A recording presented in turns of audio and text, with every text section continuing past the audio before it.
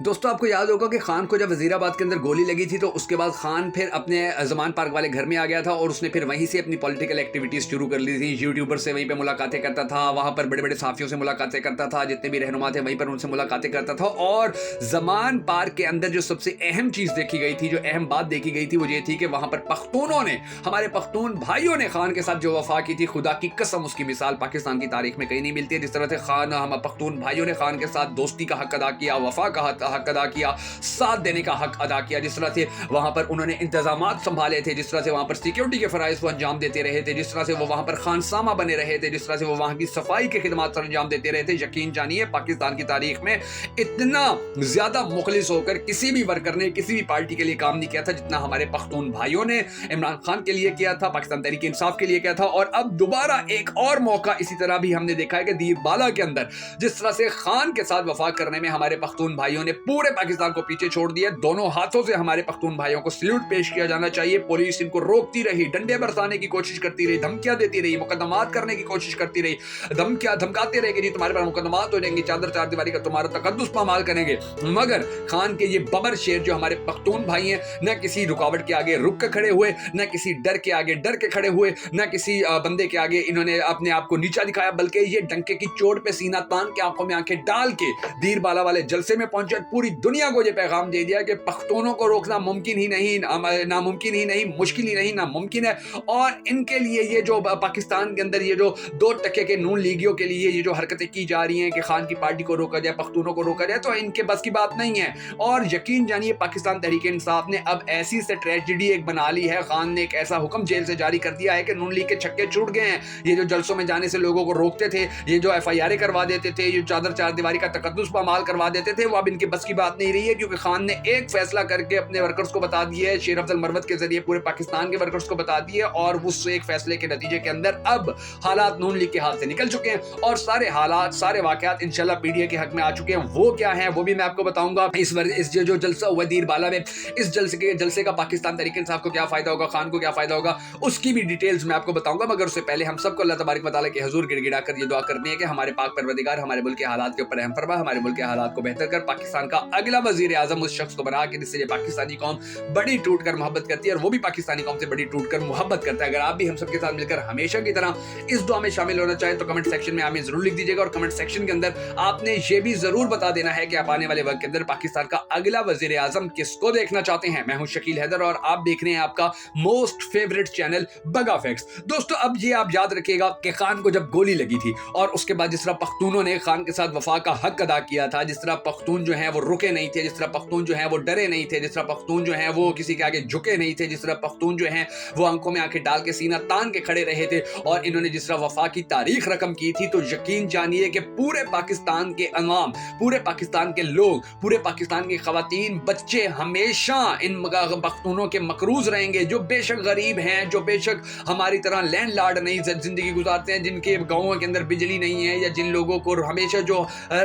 مزدوریاں کرتے پھر رہے ہوتے ہیں. ان خانوں نے بھی, ان پختونوں نے بھی خان کے ساتھ جس طرح سے وفا کی تھی, یقین جانیے کہ یہ اچھے اچھے چھکے چھڑا کے رکھ دینے کے لیے کافی ہے, یہ اچھے اچھوں کے ہوش اڑا دینے کے لیے رکھ دینے کے لیے کافی ہے, یہ اچھے اچھوں کے پلیٹلیٹس کم کر دینے کے لیے کافی ہے, یہ اچھے اچھوں کی کمر میں درد کر دینے کے لیے کافی ہے, ان کے BP ہائی کر دینے کے لیے کافی ہے. اور اب یہی مثال دوبارہ سے پورا پاکستان دیکھ رہے ہیں کہ جس طرح سے دیر بالا کے اندر, مردان کے اندر, پشاور کے اندر, دوسری جگہوں کے اوپر جو چھوٹے چھوٹے ورکر کنونشنز کا اعلان کیا جاتا ہے اور ان کو روکنے کے لیے سڑکیں بلاک کی جاتی ہیں, ڈنڈا بردار فورسز کھڑی کر دی جاتی ہیں, مگر اس کے باوجود جو پختون بھائی ہیں وہ جلسوں میں پہنچتے ہیں, جلوسوں کے اندر پہنچتے ہیں, وہ وہاں پر ریلیاں نکال کر پہنچتے ہیں, اور پھر جو خان کے لیے ایک چھوٹا سا ورکر کنونشن ہوتا ہے وہ بہت بڑے جلسے کے اندر تبدیل ہو جاتا ہے. جھنڈوں کی وہاں پر بہاریں آ جاتی ہیں, وہاں پر خان کے حق میں جو نعرے لگائے جاتے ہیں. اچھا, ایک جو اب یہ دیر بالا کے اندر ایک جلسہ ہوا ہے, اس کے اندر جو ہمارے پختون بھائیوں نے ایک نعرہ لگایا وہ بڑا زبردست تھا. وہ پشتو میں نعرہ لگاتے تھے, اس کا اردو ترجمہ یہ ہے کہ تمام چوروں کے لیے ایک بلہ کافی ہے. الحمدللہ, میں تو کہتا ہوں بلہ نہیں, بلے کی صرف وہ جو پچھلی مٹھ ہوتی ہے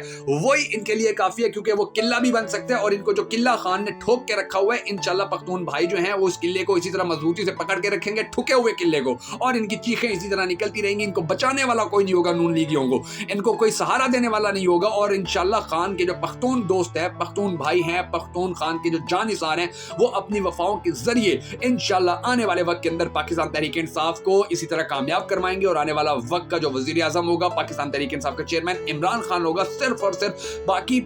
जो सराइकी हैं वो भी मदद करते हैं खान की, कोई शक नहीं है। जो हमारे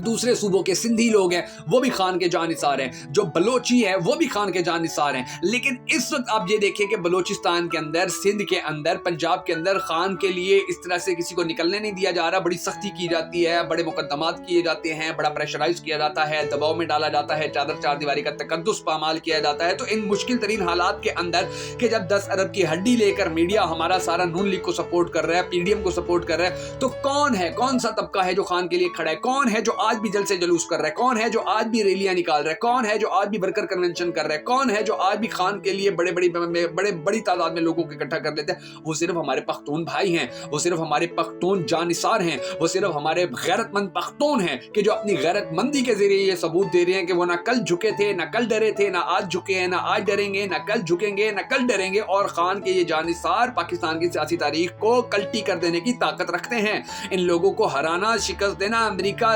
यूरोपीय यूनियन के बस की बात नहीं है। इन लोगों को शिकस्त देना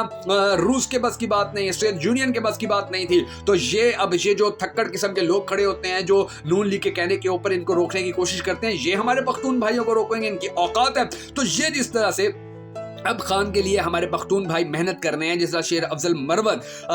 अब उसने बड़ा ऐलान किया हुआ है। अच्छा, मैं वो पेशावर जलसे का ऐलान जो किया हुआ है उसके बारे में भी आपको डिटेल मिल गई होगी कि जी पेशावर के अंदर भी अब शेर अफजल मरवत ने कहा हम बहुत बड़ा जलसा करने जा रहे हैं। तो अब इसके अलावा जो मैंने आपको स्ट्रेटजी बताई थी पाकिस्तान तहरीक इंसाफ की, वो जरा सुन लीजिए, वो बड़ी दिलचस्प है कि अब ये क्योंकि छोटे छोटे जो वर्कर कन्वेंशन होते हैं उनको खराब करने की कोशिश की जाती है, तो अब पाकिस्तान तहरीक इंसाफ ने ये फैसला किया है कि अब बड़ी तादाद में लोग निकला करेंगे, अब बड़े जलसे करने हैं, अब मजबूत जलसे करने हैं, और किसी सूरत अब किसी की कोई भी पॉलिसी एक्सेप्ट नहीं की जाएगी और लोगों को जितना ज्यादा सामने लाया जाएगा उतना अच्छा होगा। तो अब ये आप देखेंगे कि आने वाले वक्त के अंदर पीटीआई के बड़े बड़े जलसे होने जा रहे हैं। दूसरी तरफ ये जो थक्कड़ लोग हैं,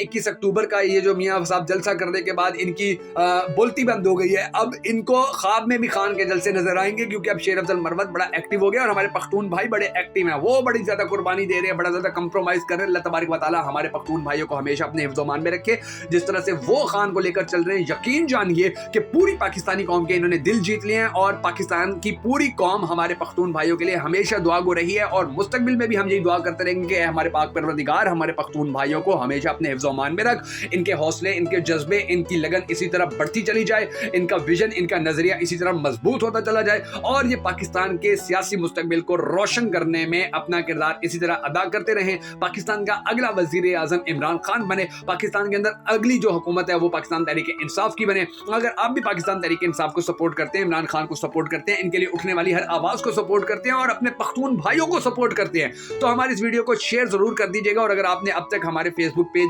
बग्गा फैक्ट्स को सब्सक्राइब नहीं किया है, फॉलो नहीं किया है, तो इसको फॉलो कर लीजिए, सब्सक्राइब कर लीजिए। और हमें अगर आप मजीद सपोर्ट करना चाहें, अगर आप हमें इसी तरह मजीद आगे लेकर आना चाहें, अगर आप हमें इसी तरह कॉन्फिडेंस देना चाहें, तो हमारे यूट्यूब चैनल बग्गा फैक्ट्स को जाकर अभी सब्सक्राइब कर लीजिए ताकि आपको हमारी इसी तरह की दिलचस्प और अहम तरीन वीडियोस बर वक्त मिलती रहे। और ये जो 10 अरब की हड्डी मुंह में लेकर हमारा मीडिया झूठ पे झूठ बोल रहा है, इनका काउंटर किया जा सके, क्योंकि ये तो किसी भी तरह के बंदे को उठा के ले आते हैं, जी इसने भी खान के खिलाफ इंटरव्यू देना है, इसने भी खान के खिलाफ इंटरव्यू देना है। तो इनको काउंटर करने के लिए बड़ा जरूरी है कि हम मजबूत हों, हमारी आवाज मजबूत हो। तो आपने हमारे इस वीडियो को शेयर करने के साथ साथ हमारे चैनल को सब्सक्राइब भी जरूर कर लेना है। अल्लाह हम सबका हामी और नासिर हो, खास तौर पर हमारे पख्तून भाइयों का।